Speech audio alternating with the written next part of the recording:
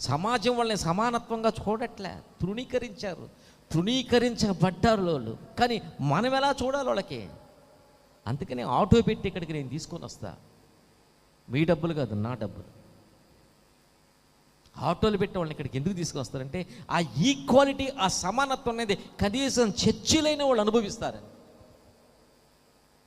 ఆ సమాజం చూపే ప్రేమ కనీసం దేవుని బిడ్డ సమాజం అంతా ఒక రకంగా లేదు, ఇదిగో దేవుని బిడ్డలు మా మీద ప్రేమ చూపుతున్నారే, దేవుని బిడ్డలు చూపే ప్రేమ కనీసం చర్చిలైన వాళ్ళు అనుభవిస్తారని.